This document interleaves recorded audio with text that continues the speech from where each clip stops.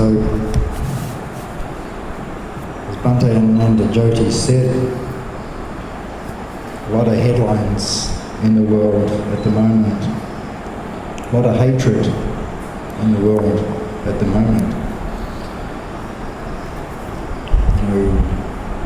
I guess a lot of you have seen the video of the Jordanian pilot. Not a very nice thing to see. I didn't watch it myself. I just saw the picture on Facebook and they said it has the whole video, and I thought I don't want to watch the whole video. But it's not very nice. Now, one thing that happened fairly recently took place in Paris, France. Remember the Charlie Hebdo magazine where the militants went in, caused a problem in there, and then the day or 2 days later that they ended up, 2 of them being caught up in a warehouse just outside of Paris, and another man who ran into a supermarket in Paris itself, and there was a standoff with the French police, and eventually they were both, all 3 of them were gunned down by the police. Now, so we can see that, we've got more and more dead people taking place. Now, I don't believe in violence. I don't believe that there's any excuse for violence whatsoever. I'm also a believer in free speech. But free speech comes with responsibility. I was saying to somebody one day, I have a driver's license. I have the right to drive a car. But I have a responsibility to drive my car in such a fashion as not to upset people and not to endanger people. Now, in Islam, for the vast majority of the followers of Islam, portrayal of the Prophet Muhammad is not allowed. We know that they do not have statues of the Prophet Muhammad. They do not have drawings of the Prophet Muhammad. And so when cartoonists, and remember they do this for making a profit, start making even any sort of picture, never mind derogatory pictures of the Prophet Muhammad, they've stepped outside the boundary of free speech. They've stepped outside of the boundaries of responsible free speech. They know that this is going to upset a lot of people in the Muslim world. To deliberately denigrate somebody else's religion is a bad thing to do. A while ago there was some photographs on Facebook. We've all seen the reclining Buddha. Well, there's some photographs on Facebook of a woman who had decided to lay down on top of the reclining Buddha and to give him a kiss. Buddhists who saw this were naturally extremely upset. This was a denigration of the Buddhist religion. And although nobody was killed as a result of it, I actually did see Buddhists posting online that the person who did it should be killed. This is hatred, once again. So we can see that, sometimes we laugh when it happens to another religion, but when it happens to ours, we're not so happy. Now, just after these things occurred in France, in certain areas of France, people went around firebombing mosques. They were throwing pigs' heads into mosques. And we all know that to the Muslim, pork is unclean. The pig is an unclean animal. Now, these actions, first and foremost, they were very dangerous actions. They didn't care if anybody was in these mosques. They just firebombed them anyway. So there could have been innocent worshippers inside these mosques. But interestingly, there was nothing published about the terrorists that firebombed these mosques. It wasn't seen as a terrorist act. In fact, they referred to them as acts of retaliation. But it can't have been an act of retaliation.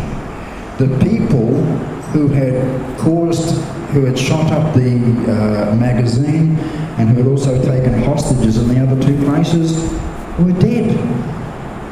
How can you retaliate against a dead person? And the police had already shot them. So there was nobody to retaliate against. And also, we saw on the news that one of the first people to die was a policeman. A Muslim policeman. And one of the heroes of the day was a Muslim working in a Jewish supermarket who led many, many people to safety. When the man came in, he put them in the freezers. He turned the freezers off, put them in the freezers and shut the door, and then he managed to escape to let the police know that there were people there, and he was able to tell the police who was in the shop or how many were in the shop. He was a hero, a Muslim hero. And yet the terrible thing was, I saw some jokes about why he'd put the people in the freezer, and stuff like that. People still, because he's a Muslim, they can't say anything nice. So you see, but one wanton act of violence is to try and teach somebody a lesson for another act of violence is just stupidity. This tit-for-tat violence. There'll never be any chance of peace whatsoever if we just keep tit-for-tat. In the Dhamma first chapter, verses 3 to 5, it says, "He abused me, he beat me, he defeated me, he robbed me. In those who harbour such thoughts, hatred is not appeased. He abused me, he beat me, he defeated me, he robbed me. In those who do not harbour such thoughts, hatred is appeased. Hate is not overcome by hate. By love alone is hate appeased. This is an eternal law." So let's take a look at Australia now. Not that many days before the Paris incident, an armed man, I think quite possibly not quite mentally right.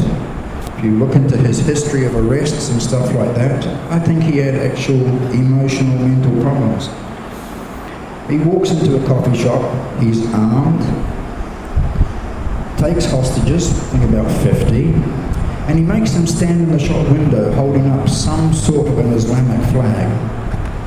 Doesn't really make any demands, but he's got these hostages in there, and they're holding this Islamic flag. And the police, they stand off for several hours, but as dusk is starting to fall and stuff like that, they raid the place. In fact, I think a shot had already rung out inside the shop. He did shoot somebody. So the police stormed the building, and once again they took him down. But let's have a look at the way the Aussie people reacted. There's a story, there was one lady, she was boarding the train to go home in Sydney. Now at this stage the hostage siege in Sydney is still taking place. You can imagine it's the only news coming out of Sydney is the hostage situation. So a woman's leaving work, she's on the train. She's wearing a hijab. Is that what it's called here, a hijab? The headscarf. She takes it off. She's terrified. Can you imagine how scared she must be? Non-Muslim country. A Muslim has done something terrible. She sticks out like a sore thumb with her hijab on. So she takes it off. There's a woman on the train, sees her and says, "Put it back on. I'll ride with you." And she goes to the same stop as the Muslim woman and walks her to her home to make sure nobody harms her. And then all across Australia,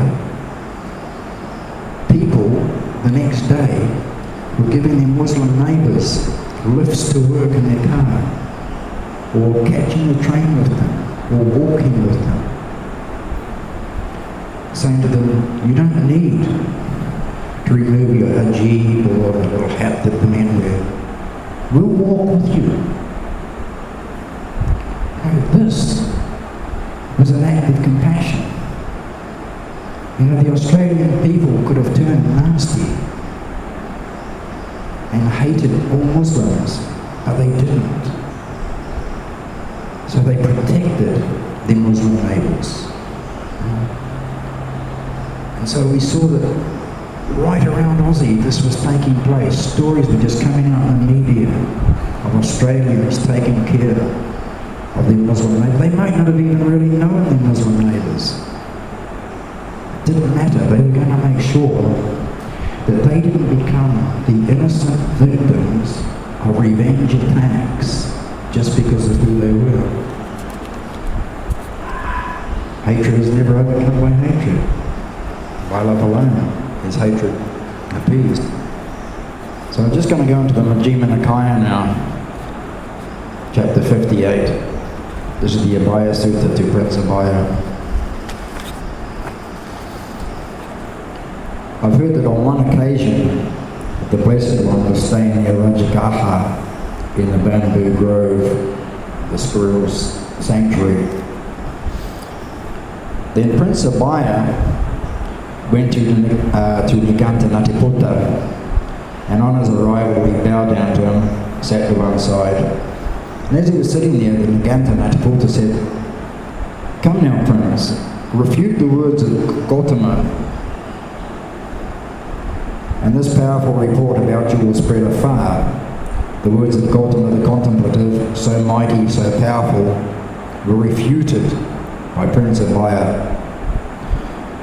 But how, Venerable Sir, will I refute the words of Gautama the Contemplative, so mighty and powerful? Come now, Prince, go to Gautama, and on arrival say this, Lord, would the Tathagata say words that are unendearing and disagreeable to others? If Gautama the Contemplative thus asked answers, the Tathagata would say words that are unendearing and disagreeable to others. Then you should say, then how is there any difference between you, Lord, and run-of-the-mill people? For even run-of-the-mill people say words that are unendearing and disagreeable to others. But if Gautama the Contemplative says the Tathagata would not say words that are unendearing and disagreeable to others, then you should say, then how did you say that, Devadatta is headed for destitution? For Devadatta was upset and disgruntled at these words of yours. He said, when Gautama is asked this two-pronged question, he won't be able to swallow it down or spit it up. Just as if a two-horned chestnut was stuck in a man's throat, he would not be able to swallow it down or spit it up. In the same way, when Gautama the contemplative is asked this two-pronged question, he won't be able to swallow it down or spit it up. But there's this chestnut in India, and it's got these like little horns on either end of it. If you try to swallow it, it'll stick in your throat. Quite painful. Responding, as you say, Venerable Sir, Prince Abhaya got up from his seat, bowed down to Naganta Natiputta, circled him one time, and then went to the Blessed One. And on arrival, he bowed down to the Blessed One and sat to one side. As he was sitting there, he glanced up at the sun and thought, today is not the time to refute the Blessed One's words. Tomorrow, in my own home, I will overturn the Blessed One's words. And so he said to the Blessed One, may the Blessed One, together with 3 others, come to my home for the offering of tomorrow's meal. And the Buddha agreed with silence. So then the prince got up and he went home. So after the night had passed, the Buddha took up his robes and his bowl and he went to the prince's home.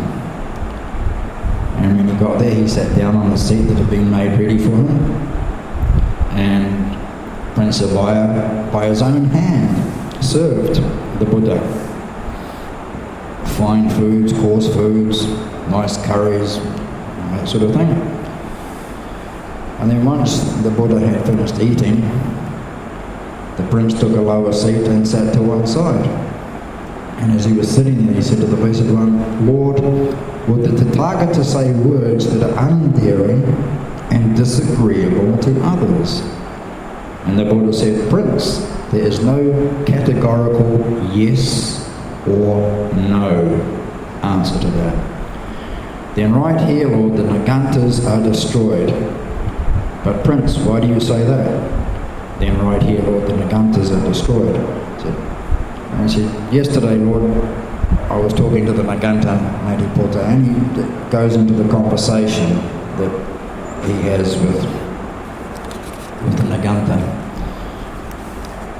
Now, at that time, there was a little baby boy laying face up on the prince's lap. So the Buddha said to him, look, he said, if this young boy, due to your own negligence or that of the nurse, were to stick a piece of gravel, a piece of stone into his mouth, what would you do? He said, I would take it out. If I couldn't get it out right away, then holding its head in my left hand and crooking the finger of my right hand, I would take it out, even if it meant drawing blood. Why is that? Because I have sympathy for the young boy.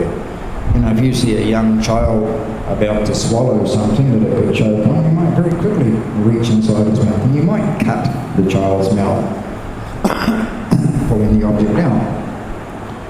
But you do it because you have sympathy for the child. Sometimes we hurt in order to make things better. And then the Buddha goes on, in the same way, Prince, in the case of words that the Tathagata knows to be unfactual, untrue, unbeneficial, or not connected with the goal, unendearing and disagreeable to others, he does not say them. In the case of words that the Tathagata knows to be factual, true, unbeneficial, unendearing and disagreeable to others, he does not say them. In the case of words that the Tathagata knows to be factual, true, beneficial, but unendearing and disagreeable to the others, he has a sense of the proper time for saying them. And sometimes, we might have to tell somebody something that's not very pleasant. We don't tell them in front of everybody else, do we? It may be true, it may be factual, it may be beneficial, but it doesn't sound nice. So if we say it in front of other people, then it's the wrong time to say this. We take the person off to one side and speak to them quietly.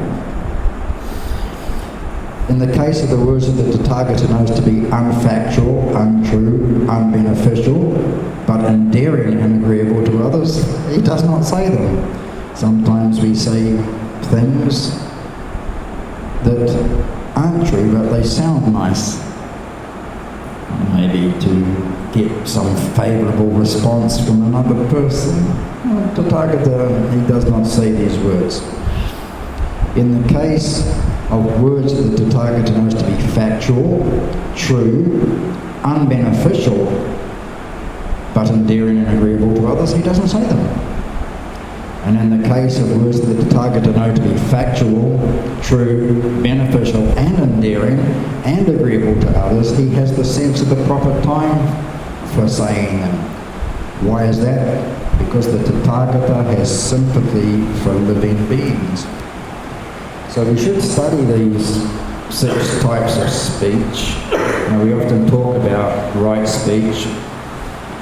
When we take the 5 precepts, we say, undertake the training rule to refrain from lying. But actually it goes a little bit further than lying. When we go into right speech, there's a few things associated with right speech. So these are quite useful to actually have a look at. But there's a few things that are worth noting here. First of all, the Niganta Matiputta, this is not the first time he uses a lay devotee of his to challenge the Buddha. Because he's too much of a coward to challenge the Buddha directly. You see, if his follower challenges the Buddha and the Buddha beats the disciple in the debate, then Nataputta can say that it was the fault of his disciple, not his fault. Very cunning man. Now, next thing to look at is the prince decides where the meeting needs to take place. So he decides that the meeting should take place at his palace, not at the residence of the Buddha. This is to take advantage of familiar surroundings. Some years ago, when I was about 15, and I was not getting on with my family at all. You could say we hated each other. And so I was actually on my 15th birthday, actually it was about a week before my 15th birthday, I left home. And I didn't see my parents for 10 years. I just vanished from the scene. And then one day some events came around that eventually conspired that there was going to be a meeting between myself and my mother. Now, I hadn't been in Auckland for 10 years. When I left the scene, I left the scene. So when my mother, found out that I was in Auckland, these events had conspired that, there had to be some contact, she said, we'll meet. But then she said, but we won't meet here, or here. These were my old stomping grounds, if you like. Places that as a younger person I used to hang out in with my friends. So she said, we can't meet in any of these places because that was territory familiar to me. Being familiar to me, I would feel a little bit more at ease in these places than my mother would. And it was also decided that there were certain places that I knew she used to be at a lot, and I would not meet her in these places because that would put my mother at an advantage. So we're both trying to find a neutral place. We see that Prince of Maya has decided that this meeting will take place at his place. This is for his advantage. Now the next thing we see is he's got the baby on his lap. This is psychological advantage to the prince, having the baby on his lap. You see, it can create a diversion. If he'd have started to lose the debate, and if he'd have felt like it, he could have given the baby a bit of a pinch and made the baby start crying. That would have brought the debate to a halt. So he was using the baby for a psychological prop. It's quite helpful to have it there. But of course this didn't take place. He didn't have to hurt the baby, make it start crying. And we got some very, very profound teachings on right speech. So we saw before, if it's unfactual, if it's untrue, not connected to the goal, don't speak it. There's a whole bunch of things here. So we can see that the Buddha not only taught right speech, but he taught us that it has to be beneficial speech, not unendearing speech. And that sometimes if it's slightly unendearing but true, then we need to pick the right time to use this kind of speech. So, we can't just sit idly by and let violence take place. We're not letting people walk all over us. If people make false accusations against us, maybe it would be appropriate to say something. Or maybe it wouldn't be appropriate to say something. And that's what we have to make the decision. Is it appropriate to reply, or is it not appropriate to reply? So the trouble is sometimes when people say something about us that's not true, and we say, well, that's not true, and start to argue against it, people go, there must be some truth there, otherwise why is he denying it so much? Sometimes we decide to keep quiet, and people go, oh, well, it must be true, he didn't deny it. And sometimes people say our silence means that the accusations are correct. In the Dhammapada 227 says this. This is a thing of old Atula, not only of today. They blame him who remains silent. They blame him who talks too much. They blame him who talks in moderation. None of the world is left unblamed. You can see it can be quite difficult, Do I say something? Do I not say something? It doesn't matter if you say it or if you don't say it. There are going to be some people who will just say it's because of this reason. So how do we deal with it? Maybe we can ask the person who's making the accusation against us how it is that they come about this accusation. See, now we're not confirming or denying anything, we're actually putting it back on the other person. Why do you say this? Now they have to come up with a reason behind it. And we haven't had to resort to any sort of wrong speech. Because so often we get very angry when people make false accusations against us. Our speech becomes quite harsh. There's all sorts of foul language. And by doing it the other way, we protect our own karma. Because we don't resort to wrong speech. As Buddhists, we've got so much to offer the world. As good students of the Buddha Dhamma, we have so much to offer to this world. We saw in 2001 in Bamiyan state in Afghanistan, the Taliban blew up some ancient statues of the Buddha. And the world was shocked. Not just the Buddhist world, but the world at large was shocked.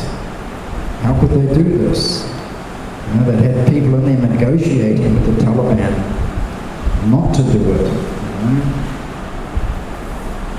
But they went ahead and they blew it up anyway. Now, something that we have to be, we can't turn a blind eye on violence. There are things that we can say. And as we've seen, there are ways that we say it. Because we do see a lot of violence, religious violence, taking place in the world. And that includes our own religion. Sad to say, but we look at some Buddhist countries and we are seeing violent acts enacted out against non-Buddhist people living in Buddhist countries. Even worse than that, all too often, we're seeing Buddhist monks leading these violent demonstrators. And that's a really, really sad thing to see.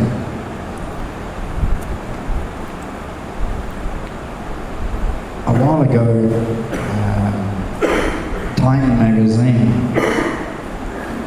did one of their front covers on Time magazine was of a Burmese monk, Buddhist monk. And underneath it said, "Is this the face of Buddhist terrorism?" And I was telling Bhante the other day I got sent a petition to sign. Tell Time magazine to apologise for using the words Buddhist and terrorist in the same. I was like, no. The guy's a Buddhist terrorist. But it was interesting that, we see the term Islamic terrorist and we don't think anything about it. As soon as we saw Buddhist terrorists, they can't say that. What a terrible thing to say. Shocking. But as I said, there's no way I will sign that petition. I think the guy needs to be disrobed. Quite frankly, I don't think he should have any followers. But he does. He has a lot of followers. And they are being very, very violent towards, mainly at this point in time, to the Muslim community. So you can see just how shocked we get when all of a sudden, the question is, can Buddhists be terrorists? Well, of course not. They can't. We need to start wondering how our Muslim neighbours feel every time they see the term Islamic terrorist. It's not fair. And a few months back I was watching a video online with some monks, and this showed an angry mob of Buddhists who were being led by Buddhist monks against some villages of another religion. They were going to burn the village down. They were going to force the people out of the village. So I said, I don't see much understanding of the Buddhist teaching when I see this. And he turned around and go, no, he said, that's the fault of the Western media. So they're portraying it wrong. But the trouble was, the video was from the media of his own country. It wasn't the Western media that was showing this. It was his own media that was showing it. Just clutching at straws to try and take away from the truth of things. And I said to him, look, I said, are we seeing an angry mob attacking these villages? He couldn't deny it. And I said, are the people at the front of this mob Buddhist monks? And then again he agreed that this did seem to be the case, you know. And I was pointing out, I said, look at that monk's eyes. I said, they're full of hatred. What is a monk doing with such hatred in his eyes? How far away is he from the teachings of the Buddha? And at this stage he said to me that because I'm a Western monk, I don't actually understand exactly what the Buddha taught. And although he agreed that the Buddha taught non-violence, he told me that there was two kinds of truth, conventional truth and ultimate truth, and apparently the ultimate truth was we are allowed to be violent. The Buddha taught non-violence as a conventional truth, but he said I didn't understand the ultimate truth, which can only mean that the Buddha said we can be violent. At this stage, I just made my excuses and stopped the conversation and went off to do something else. Because if I had have kept going, then it would have just, quite possibly developed into an argument. He would have got upset, and that's not what I wanted to do. And there are other people who've seen this footage, because it's out there, it's on the media. And so they say, oh yeah, but they're not actually monks.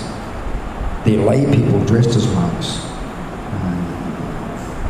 Not quite so sure. Possible. You could get, people dressing up as monks. But it's funny that all of a sudden they can't be Buddhist monks. They must just be laity dressing up as monks. But it makes no difference. The Buddha taught all of us non-violence. He didn't say the monks had to be non-violent, but it was okay for you lay people to do our dirty work for us. I'm a monk, I don't like somebody, I thought, don't beat him up.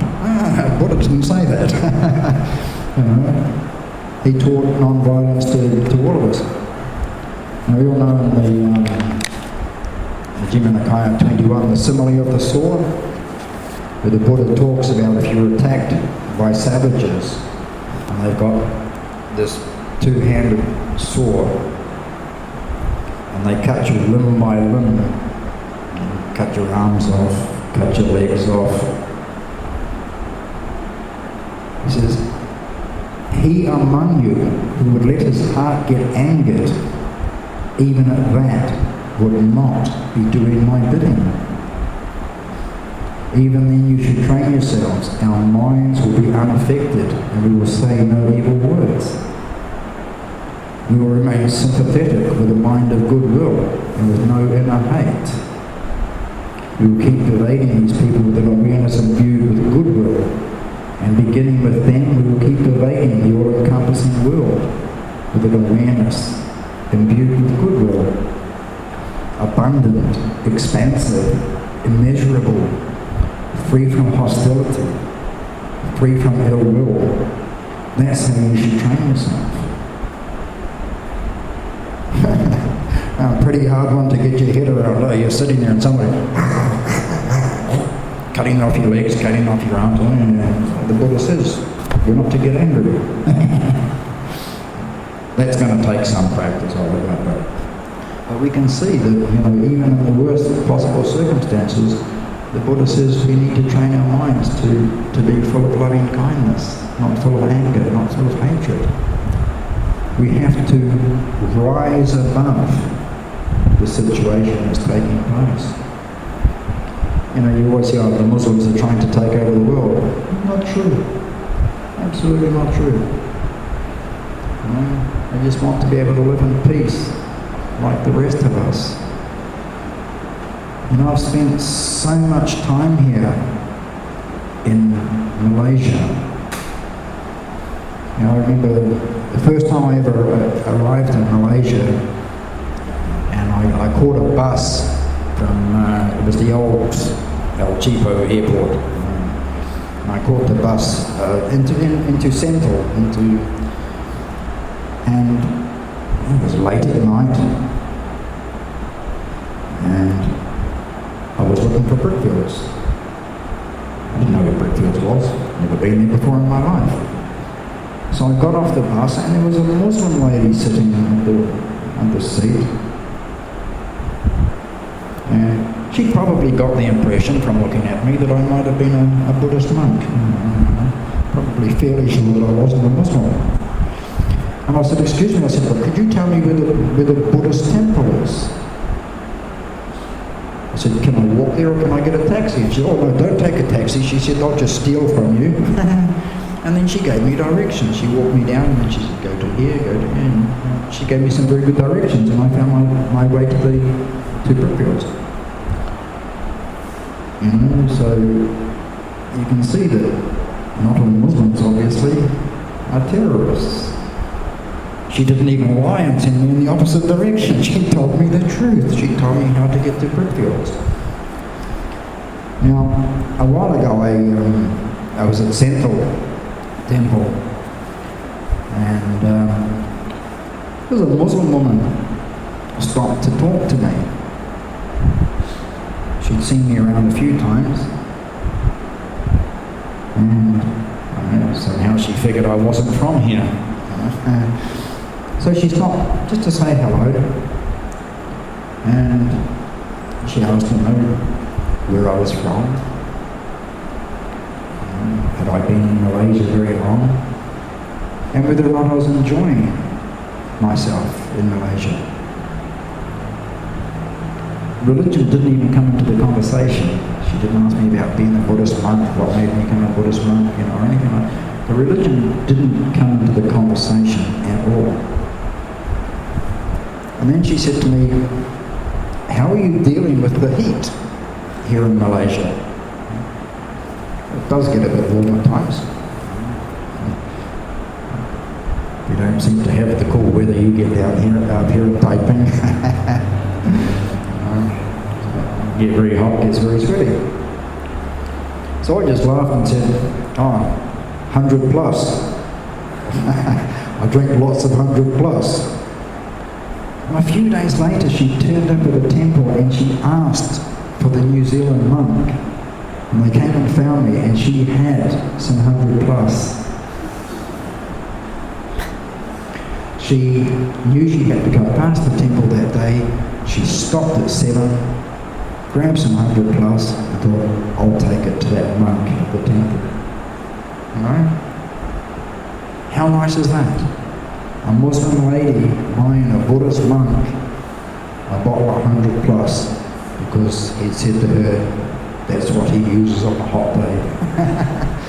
You know, so there was no distrust between us. There was just this friendship. She didn't try to convert me to Islam, and I certainly wasn't going to attempt to convert her to Buddhism. She wasn't angry that some foreign Buddhist monk was wandering around in her country. She was happy that I had so many positive things to say about Malaysia.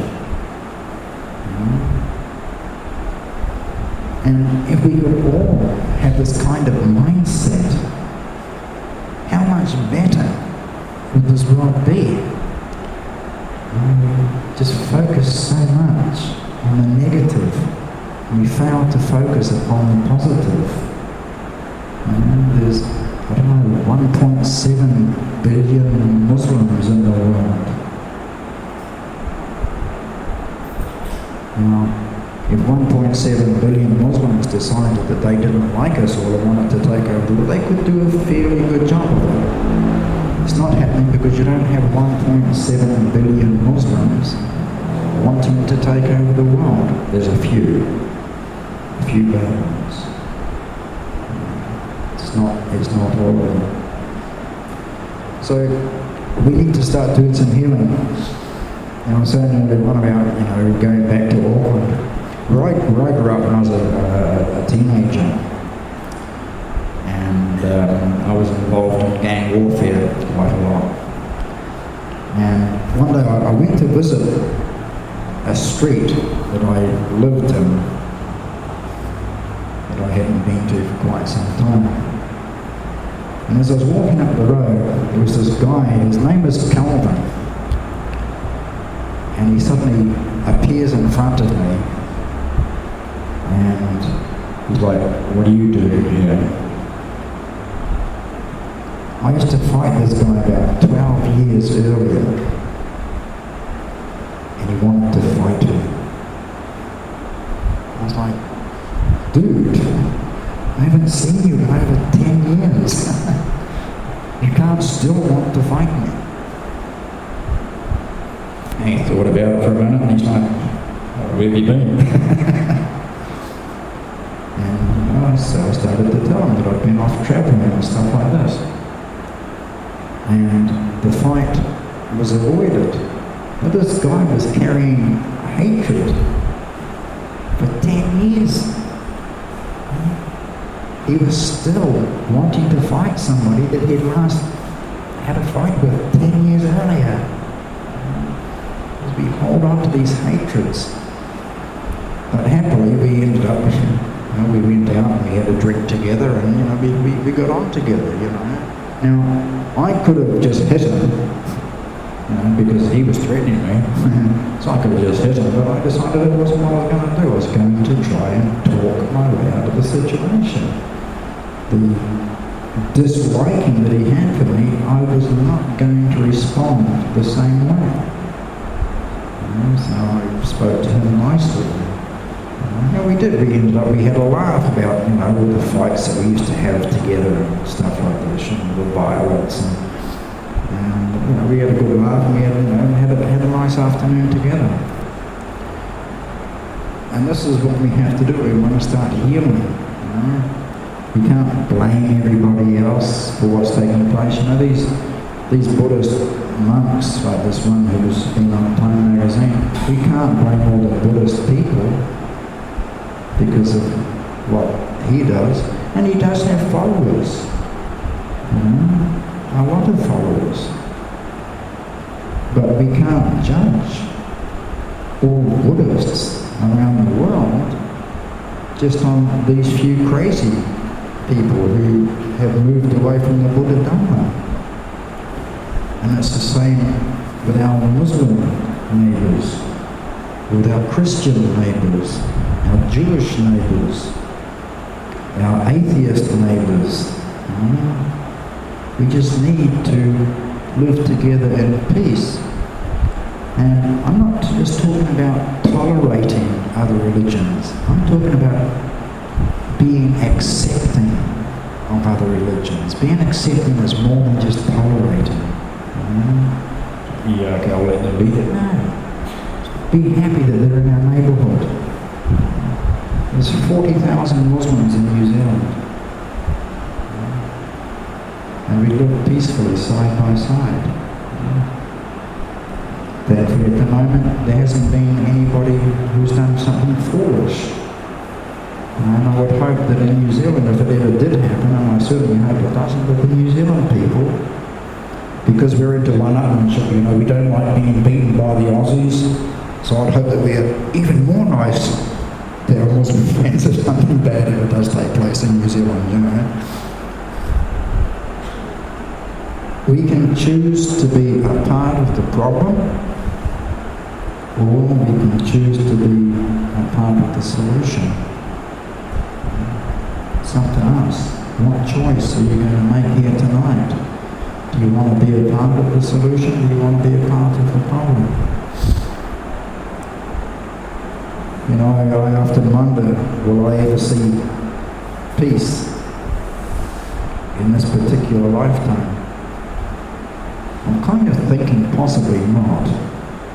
Seems a bit of a long stretch. I'm 54 now, so it's not a lot of time for peace to take place on this planet. But I can choose to live in peace for the rest of my lifetime. Even if there are wars happening around me, I can choose to be not part of these things, I can be the voice that says no. There were some incidents that took place, I think it was in Myanmar. And these are things that sometimes don't get reported, which is a little bit sad. There were some incidents of the Muslims being attacked. I'm not sure if they were the Rohingya people. gets reported in the newspaper. But what didn't get reported a lot was the Buddhist temples that took these people in and gave them refuge. Opened up their gates and said, come in here. Nobody can come in here and harm you. It's a Buddhist temple. This is how we can react. We can give shelter to the needy. Now we become a part of the solution. And the change that we want to see in the world has to start with us. We can't rely on our politicians, or our police, or anything else, and do nothing. We have to be the beginning of the change that we want to see. And that starts to spread. Like filling a vessel one drop at a time. It may take a long time, but eventually it can become full. So each and every one of us here has a responsibility to have an understanding of our fellow man. And not this, well, they're not Buddhists, so they're bad. That's a wrong understanding of our fellow man. There's a lot of good in everybody. There's a lot of bad as well. So we can't judge one religion. Even a few weeks ago in Africa, I believe, in one of the countries, possibly Nigeria, the Christians went on the rampage. Had thousands of Muslims fleeing for their lives. Not much in the media. I'm quite sure that if you saw a newspaper heading Christian terrorists, the Christian church is going to get up in arms. How dare they call the Christians terrorists? But whoever did that particular act in Africa, it was a terrorist act. But again, you can't say that all Christians are terrorists because that would be a wrong statement.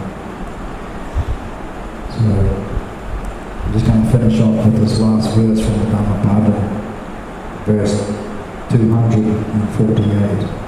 So, know this, O good man, stroke lady. Not easy to control are evil things. Let not greed and hatred drag you to suffering for a long period. Thank you.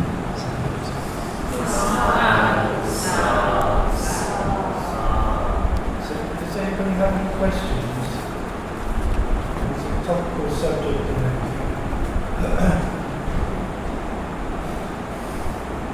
Let's come across this sort of problem.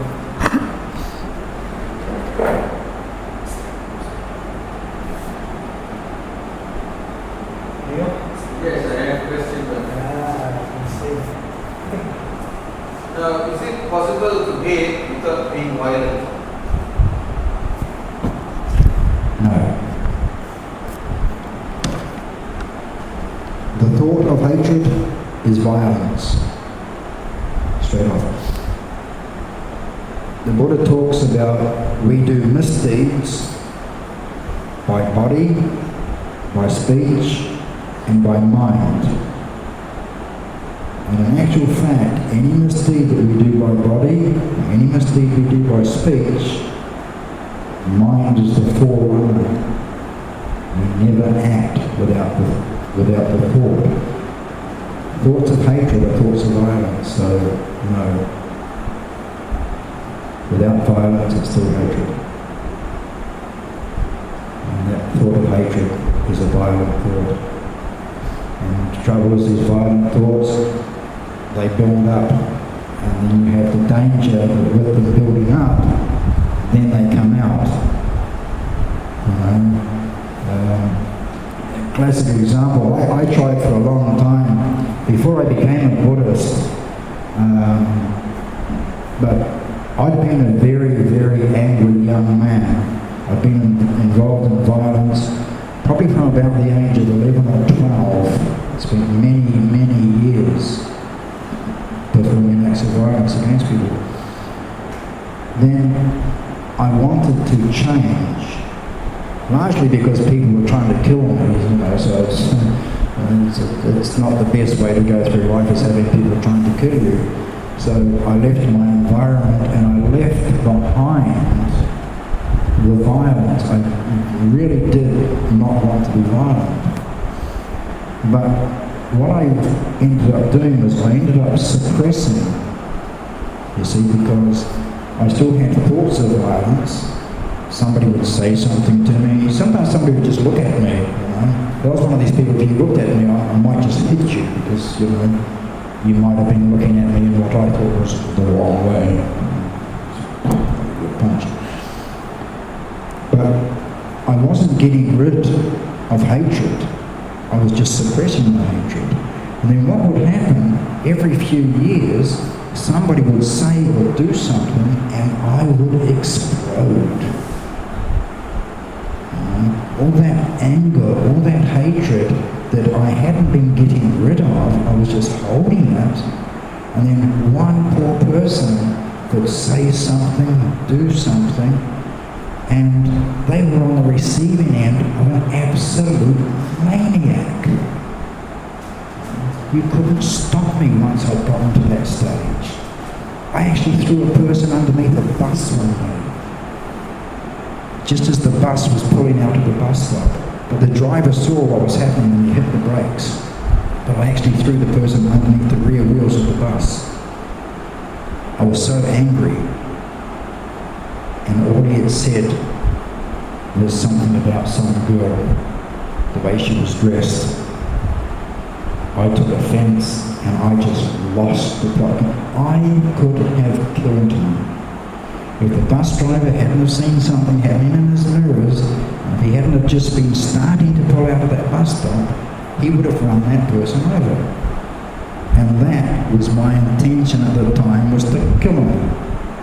Because I had thoughts of hatred, and eventually they blew over.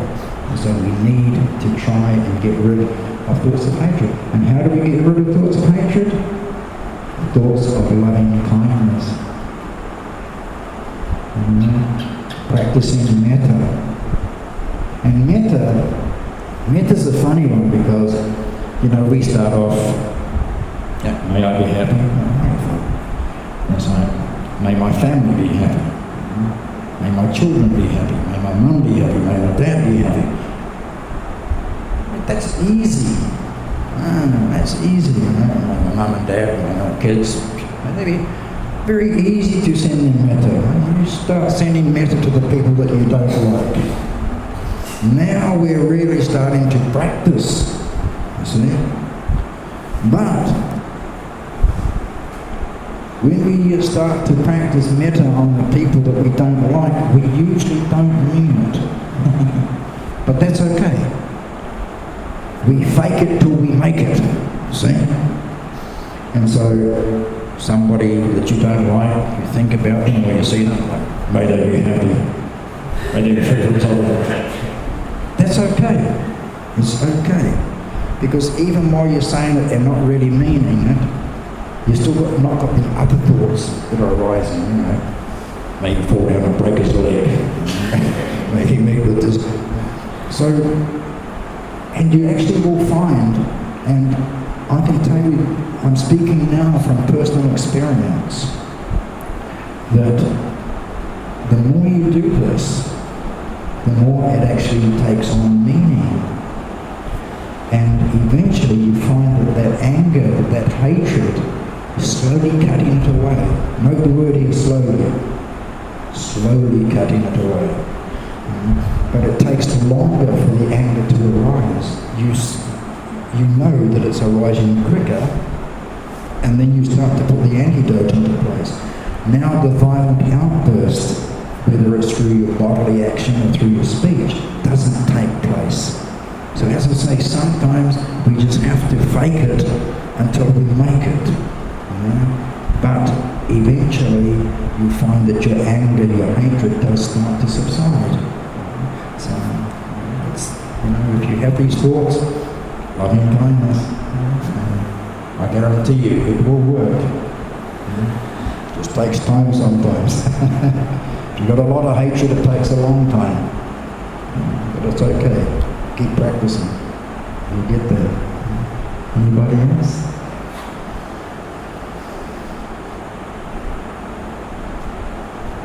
Can you say something about how you came into contact with Buddhism? How I came into contact with Buddhism. Yeah, okay. So, having left New Zealand, because as I said, I was actually fearful of my life, I actually travelled around the world quite extensively. I would work 4 or 5 months of the year, save as hard as I could, and I would just fly somewhere and spend the rest of my time in that place until I ran out of money, and then I went back to work again. One of the places that I was fascinated with was India. Big country, crazy country, and its people are different from place to place to place, and the food as well. I love food. I always used to like eating. One of these people, I eat local food all the time. I love local food. And in India, there's different foods wherever you go. But one year I was up in northern India. I'd actually gone up there because I was finding things a bit crazy. I was actually in Delhi and I was going out of my mind. Every time you step out of your guest house, you've got, there's a million beggars trying to, with their babies and stuff, trying to get money and stuff like that. So I was at the stage, I didn't want to go outside. I can't be bothered. I had cable TV. I'll just watch movies, and I'll order room service. And then somebody said, go up north. Well, the Tibetan people live up north. I said, they're really, really chilled out people, So I caught a bus. The next day I think I was on a bus and I went up to a place called Ganj. And first thing I thought, there's a lot of people here. It doesn't look that chilled out. And there's a lot of people there because the Tibetan New Year was coming up, their Losar. And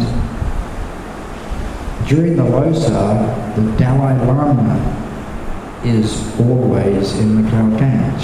It's the one time that, because we all know he travels a lot, he travels more than me. So, but he's always there for Losar to celebrate the Tibetan New Year with the Tibetan people. And he does these 10-day, 2-week public teachings down at the temple. Well, I'd heard of the Dalai Lama, and I'd actually seen him on TV. He's quite a cool bloke, cool man.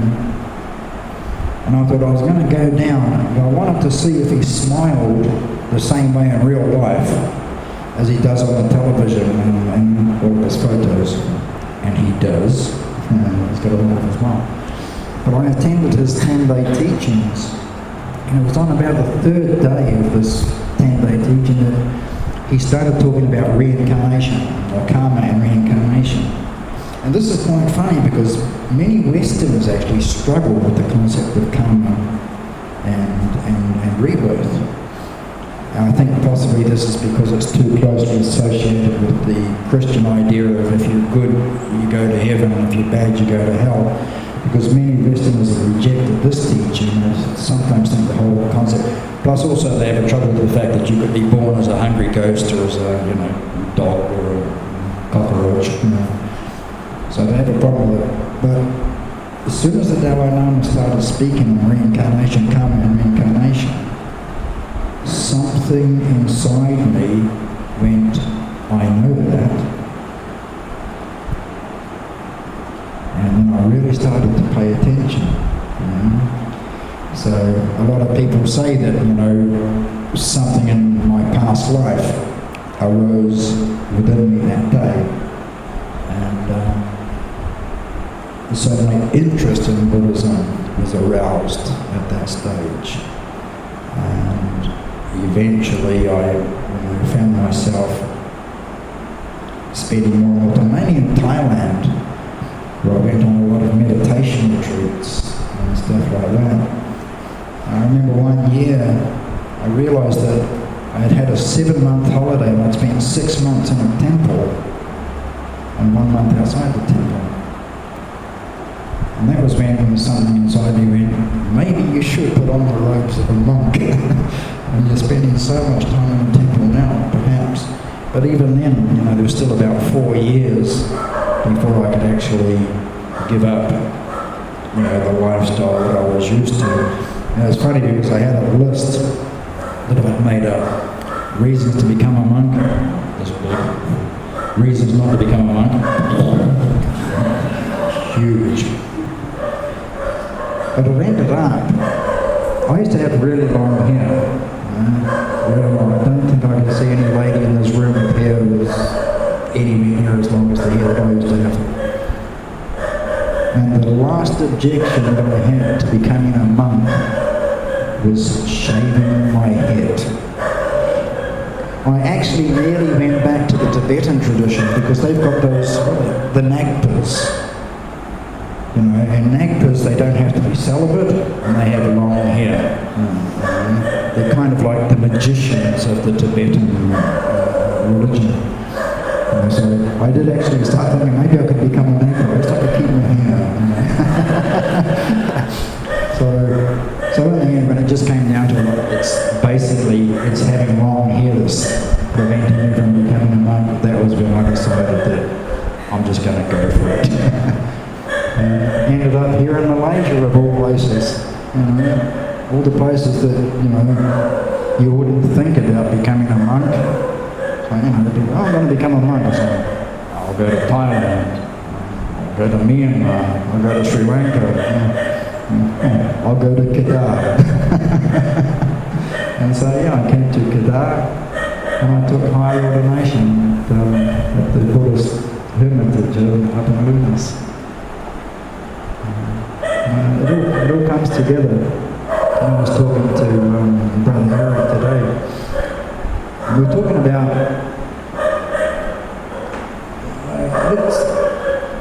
some people that get reborn. It's a very dire situation. I'm talking about human rebirth.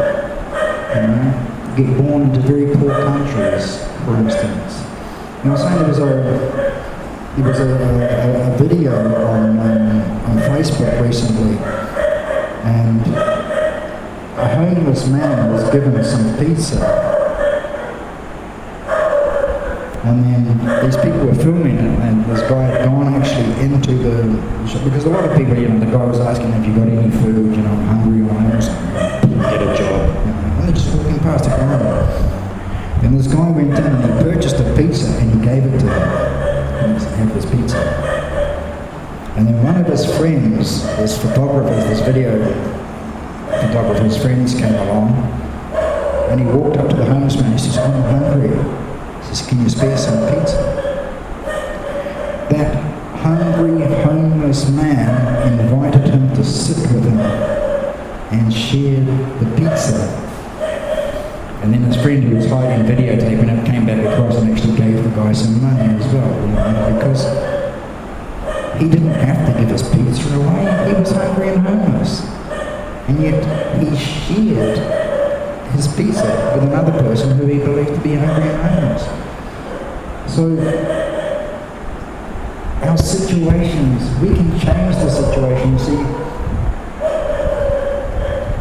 okay, we're born into certain circumstances. This might be karma coming into effect. This might be the ripening of past karma.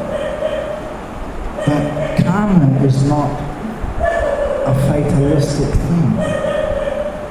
You see? So you can be born into terrible circumstances, but you can do small acts of generosity that create virtuous karma for your future. And I believe that this is what happened to me, although I had to go through many years of pain and suffering. And it wasn't all pain and suffering, but those days of the gang violence and stuff, you can't relax when you're involved in gang violence. You're always looking out over your shoulder. You're sitting at home trying to watch television, you hear a car door close outside, you go straight to the curtains and start peeking out, Is it the police come to arrest me? Is it somebody come to beat me up? And all these things go through your mind. So I spent a lot of years where it was quite difficult for me. But through circumstances, through these crazy wanderings around the planet that I was doing, eventually the karma ripened. And it's funny because people often say to me, what made you become a monk? I just went, vipaka. That's all I can say, it's the karma has ripened. It was the time, Because I think some people think they must be running away from something and they want to put on the ropes. Well, actually we are running away from something. We're running away from samsara when we put on the robes. But yeah, people say, what made you become a monk? Past virtuous karma is what made me become a monk. I'm convinced of that, as I say. That talk on, the Dalai Lama calls it reincarnation. But as soon as that talk started on that subject, there was just something inside that said, I know that. Not that sounds good, or anything like that sounds logical, it was I know that. So I would suggest that possibly in the past, A, being a Buddhist, B, being around Buddhists, or C, possibly even a monk at some stage. And if I was a monk, possibly not a good one, because it took almost 50 years for me to become a monk in this life.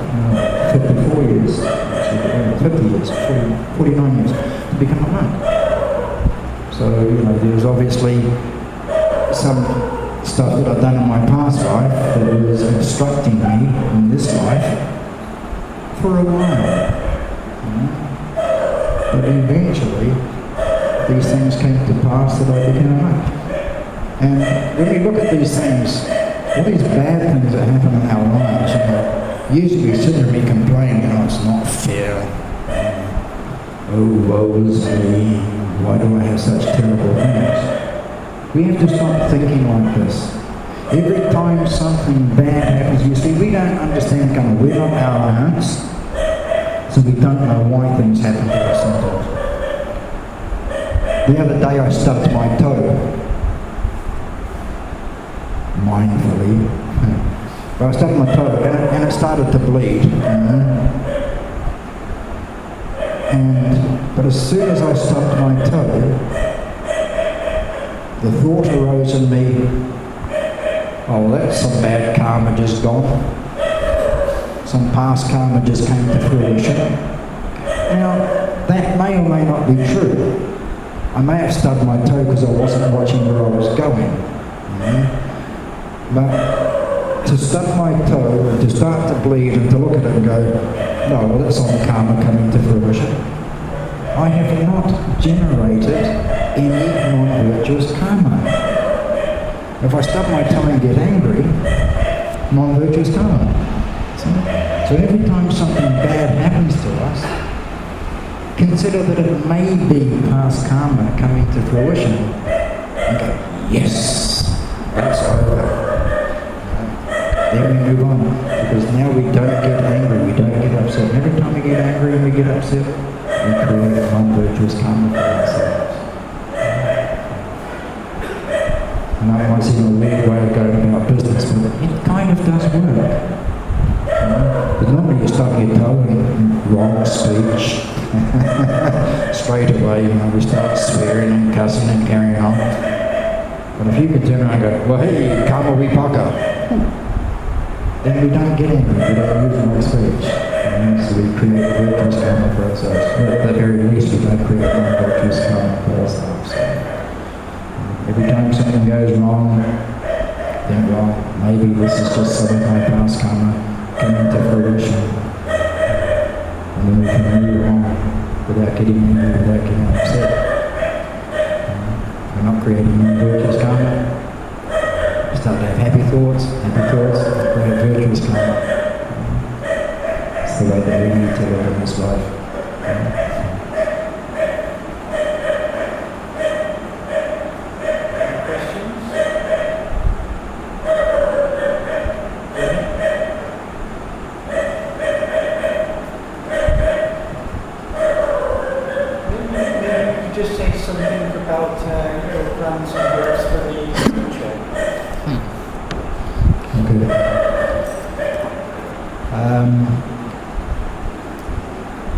At the moment,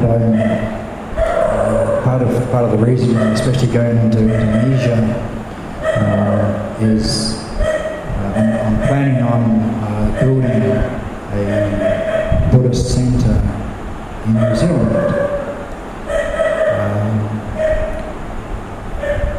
I think it's time to take the Dhamma home. We do have Buddhist centres in New Zealand, but they tend to be Thai tradition or Sri Lankan tradition, Cambodian tradition, Tibetan tradition, and a lot of the chanting, a lot of the Dhamma talks are done in Thai, Sinhalese, and that's not much help to the local Kiwis back home.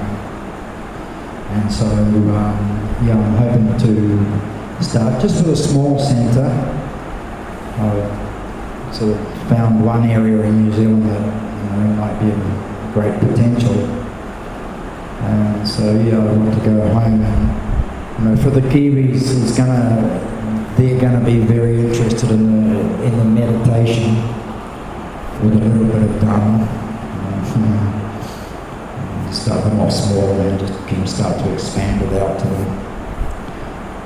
And then of course we have a lot of, situation in New Zealand for instance, we have a lot of Chinese New Zealanders, but actually they call themselves New Zealanders, they don't even call themselves Chinese New Zealanders, they dropped a lot of these people, they're second, third generation, because you Chinese, you turned up as soon as we turned up, you Chinese were there because you're not silly. Well, they're going to do some mining. They're going to need shovels. So you Chinese went down and you set up your businesses. The Chinese travelled everywhere. They've gone to many, many places, and they settled in these places and they became good citizens of these countries. But their children were born in these countries. So now you walk up to somebody in New Zealand that looks very Chinese and you go, "How are you?" And like, "Oh, g'day mate, how's it going?"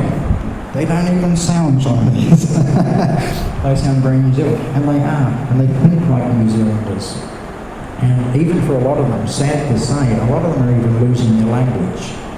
So the parents might have been, or the grandparents might have been Hokkien speaking or Mandarin, whatever. But even a lot of these Chinese kids don't even have much of the language skills anymore. And we are losing them to the Christian church because Buddhism has no meaning for them, because if they go to a Chinese temple in New Zealand, then everything's going to be done in Mandarin or something like that. And then there's all the Chinese festivities, all the Chinese customs and stuff that doesn't actually mean a lot to these people anymore. As I say, they call themselves Kiwis. And these are another people that I think, if we take the Dhamma back to New Zealand and we strip it back of many of the cultural baggage, if you like. Now, don't get me wrong, I think things like Chinese New Year, I think if I had my own place in New Zealand and there's a lot of Chinese in the area, then I think I would certainly open up for festivities such as the Chinese New Year. There's nothing wrong with these festivities. But I think some of the things that we do in the temples, we need to cut it back a little bit for the Western audience, We don't cut back the Dhamma, but a lot of the cultural trimmings that, have come into Buddhism because of the peaceful way Buddhism actually spread around the world. A lot of people don't understand. A lot of New Zealanders look at us doing certain things and go, "That's not Buddhist." And they know it's not Buddhist. They know it's some cultural thing. Why do they do that? And they're not interested in it, so they walk away. And so I'm going to open up a centre that basically does strip a lot of that back. And then maybe, like as I say, some of these Chinese who've been in New Zealand for a few generations, maybe we can bring them back, because the church at the moment has more relevance for them than the temple does. And of course, a lot of the temples, you've got these monks who, they don't like to smile. They have to sit there looking very serious. I'm a monk, And they're unapproachable. Somebody actually used that word to me the other day. They said some of the monks are unapproachable. They actually have such a serious look on their face that people are too scared to go and ask them a question. And that might work in your own country. If you come from a country where you're used to the monks looking like that, then maybe that's okay. But if you go to New Zealand, or you go to Australia, England, United States of America,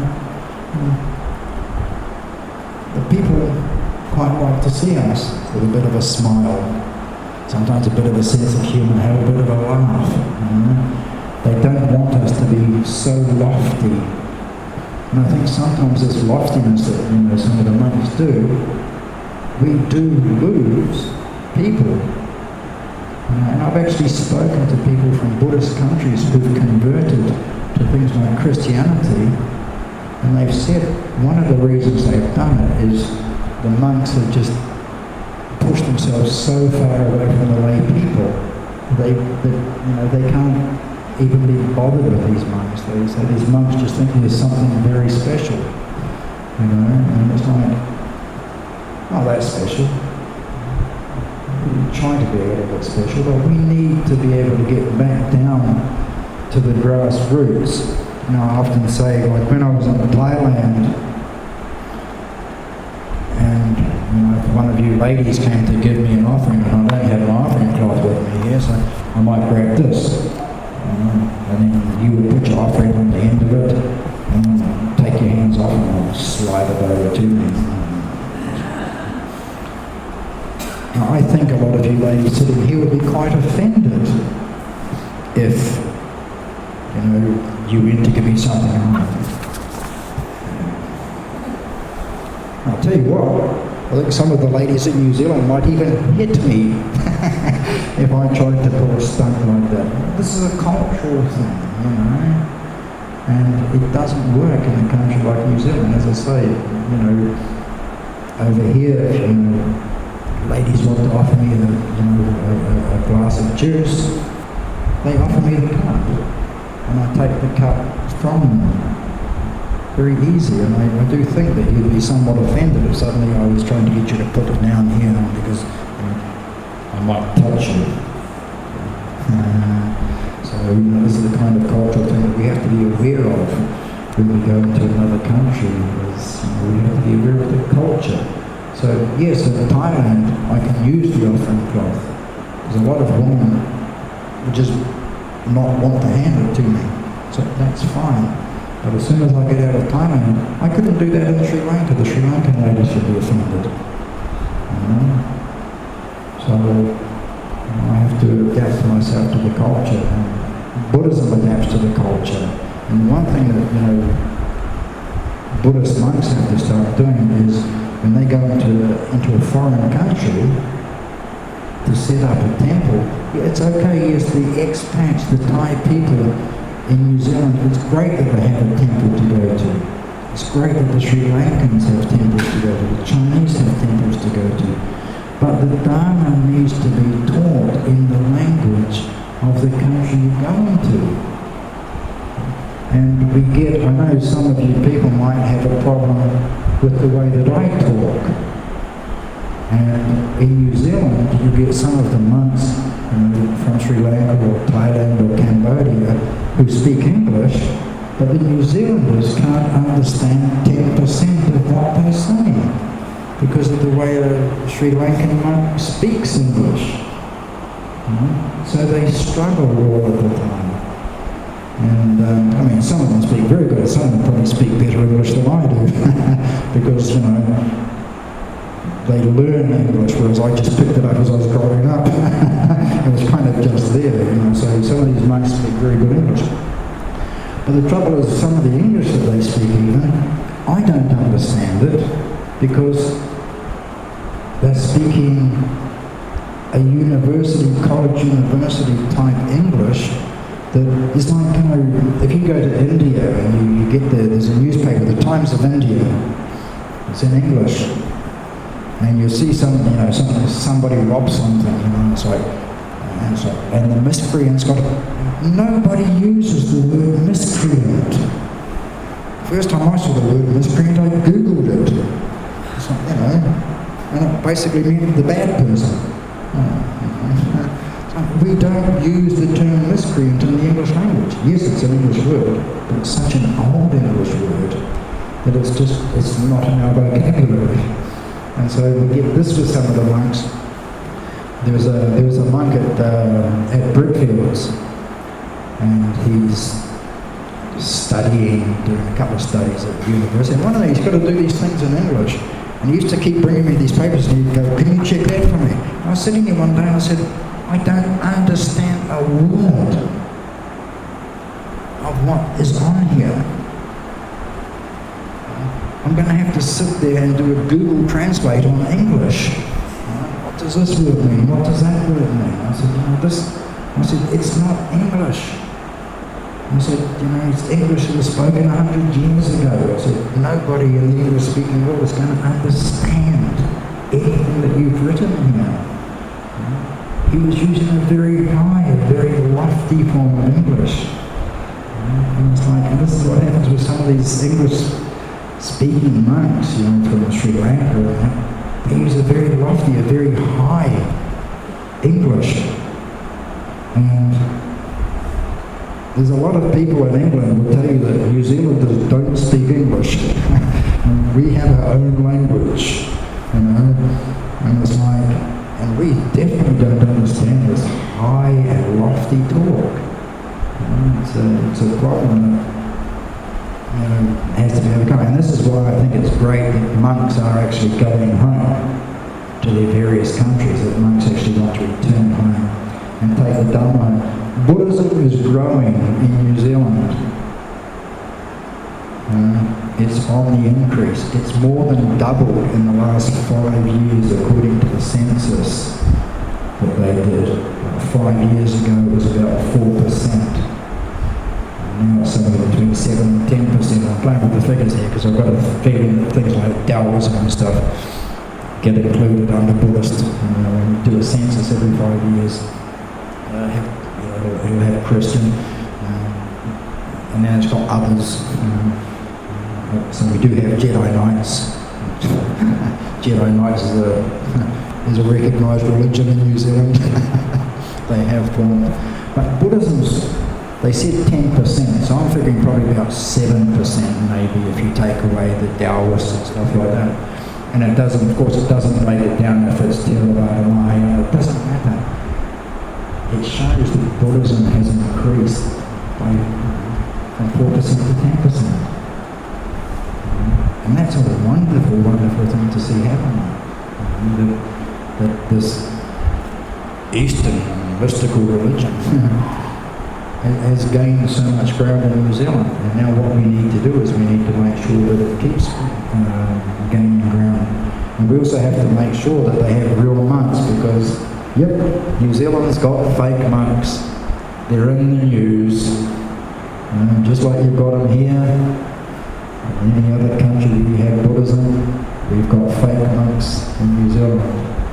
And that's another thing I want to do. I've had a letter writing campaign. I've written to the Prime Minister of New Zealand, I've written to the Police Minister of New Zealand, I've written to the Mayor of Auckland, I've written to the Immigration Department of New Zealand, and I've explained how a monk should behave. I've tried to explain to them how you can tell a real monk from a fake monk. And again, if I go home, I will certainly want to educate the local people. Just what a monk does, I don't think in Taranaki there's too many monks doing Pindajara. When I start doing Pindajara, the pickings might be quite slim. But New Zealanders are nosy people who are going to come out, what are you doing? And I'll be able to explain to them exactly what it is that I'm doing. And while I'm explaining to them, then I'll be able to explain to them when a monk would be doing this, what hours of the day you could expect to see a monk doing this. I can explain to them that stuff should be going into the alms bowl, stuff should not be being sold out of the alms bowl. You know, we see people selling talismans, amulets, you know, these lucky charms and stuff like that. So I can go home and start to explain to the local people, if you see a monk doing this, he's a fake monk, phone the police, stop him, or her from doing this. So this is one of the things that I'm looking forward to, is to go home and just to be able to educate the people, because I see Buddhism growing, and when the Auckland City Council replied to my email, they actually said, yes, isn't it a shame? They said, you know, to see something like Buddhism getting a bad name because of these fake monks. But thank you for informing us how we can tell the difference. You know?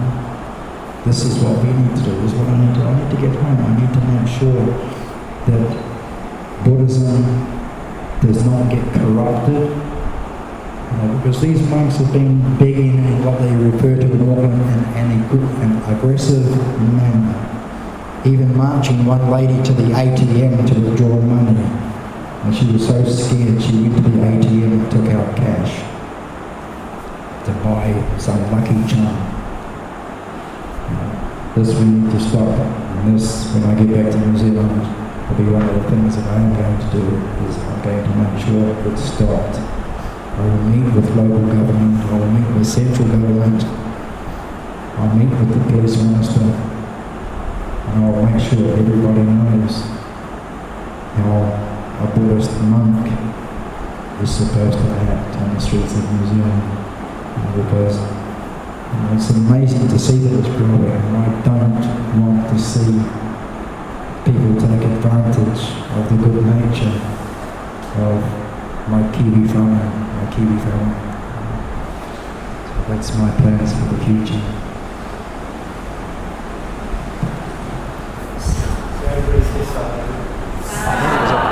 Did you have a question? You have a question? Anybody have a question? So we thank Reverend Dadja very much for coming along tonight and giving this very topical talk and good instruction and good